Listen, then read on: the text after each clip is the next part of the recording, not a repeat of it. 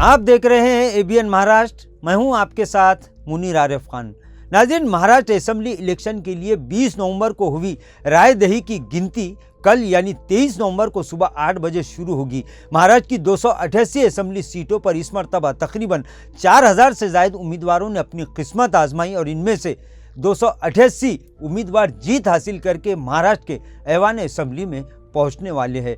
नाज़रीन, वहीं महायुति ये दावा कर रही है कि दोबारा महाराष्ट्र में वो सत्ता हासिल कर लेगी, सत्ता बनाने में कामयाब हो जाएगी। तो वहीं महाविकास अघाड़ी ने तो यहाँ तक कह दिया है कि इस बार इन्हें हुकूमत बनाने से कोई नहीं रोक सकता।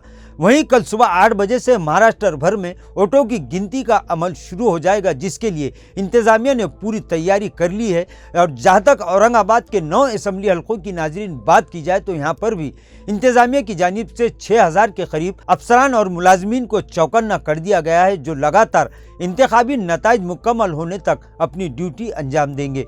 नाज़रीन, औरंगाबाद शहर की 3 असेंबली सीटों पर पूरे महाराष्ट्र की निगाहें टिकी हुई है, क्योंकि इन 3 सीटों पर अपने अपने उम्मीदवारों की तशहीर के लिए जहां कई दिग्गज नेताओं ने जलसे और जुलूस किए, वहीं वजीर आजम नरेंद्र मोदी से लेकर महाराष्ट्र के वजीर आला और नायब वजीर आला भी लगातार औरंगाबाद शहर में दौरे करते रहे। औरंगाबाद में भी सुबह 8 बजे से वोटों की गिनती का अमल शुरू हो जाएगा। सेंट्रल असेंबली हल्के के वोटों की गिनती गवर्नमेंट पॉलिटेक्निक कॉलेज उस्मानपुरा में होगी, जबकि मगरिबी यानी पश्चिम असेंबली हल्के के वोटों की गिनती government engineering college Usmanpura railway station road पर, जबकि औरंगाबाद मशरिक यानी पूर्व असेंबली हल्के के वोटों की गिनती नाजरीन जालना रोड पर वाक़ सेंट फ्रांसिस स्कूल में होगी, जहां तमाम तैयारियां मुकम्मल हो चुकी है। ख़ास बात यह है कि औरंगाबाद के 2 असेंबली हल्के यानी सेंट्रल और मशरिकी असेंबली हल्के के नतीजों को लेकर पूरे महाराष्ट्र में हलचल तेज़ है। हर कोई इन 2 सीटों का नतीजा देखने के लिए बेचैन है, क्योंकि यही वो 2 सीटें हैं जहाँ से औरंगाबाद ही नहीं बल्कि पूरे महाराष्ट्र की सियासत की तस्वीर बदली थी। खासकर औरंगाबाद मशरिकी असेंबली हल्के में इस वक्त इलेक्शन होने के बावजूद भी नाजरीन सियासी माहौल गर्म है, क्योंकि इस सीट पर साबिक एमएलए साबिक एमपी इम्तियाज जलील अपने करीबी दोस्त समाजवादी पार्टी के उम्मीदवार अब्दुल गफ्फार कादरी से सख्त मुकाबला कर चुके हैं। अब देखना ही है कि क्या इम्तियाज जलील सियासत में अपना इम्तियाज बरकरार रखने में कामयाब होते हैं या फिर आपसी बगावत, आपसी इख्तिलाफात और आपसी सियासी रंजिशों के सबब तारीखी शहर औरंगाबाद की ये तारीखी सीट अतुल सावे की झोली में चली जाती है। वहीं इंतजामिया के मुताबिक सुबह 8 बजे वोटों की गिनती शुरू होगी। हर राउंड मुकम्मल होने के लिए 15 से 20 मिनट का वक्त लगेगा। औरंगाबाद सेंट्रल की पूरी गिनती 23 राउंड में मुकम्मल होगी, यानी दोपहर 1 बजे के दरमियान सेंट्रल असेंबली हल्के का नतीजा आवाम के सामने आ जाएगा।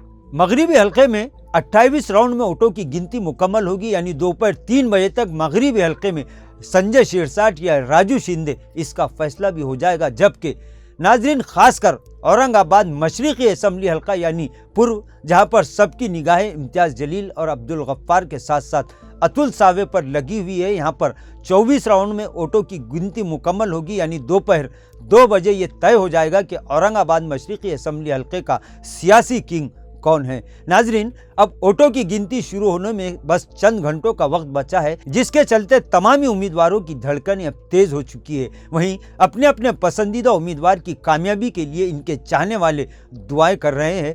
तो इस तरह की खबरें भी मिल रही है कि औरंगाबाद शहर की तीनों असेंबली सीटों पर 50 करोड़ रुपयों से ज़्यादा का सट्टा लग चुका है। बहरहाल कल दोपहर तक जहां औरंगाबाद शहर का सियासी मुस्तकबिल तय हो जाएगा, वहीं महाराष्ट्र में कौन सत्ताधारी बनेगा ये भी पूरी तरह से साफ हो जाएगा। नाजरीन, एबीएन महाराष्ट्र नतीजों को लगातार काउंटिंग सेंटर से लाइव नशर करेगा। आपसे रिक्वेस्ट है कि कल एबीएन महाराष्ट्र से जुड़े रहिए, ताकि काउंटिंग सेंटर की पल पल की अपडेट से आप घर बैठे अपडेट रह सके। अगर अब भी आपने एबीएन महाराष्ट्र को सब्सक्राइब नहीं किया है तो सब्सक्राइब कर ले, लाइक शेयर और कमेंट करना हरगिज ना भूले।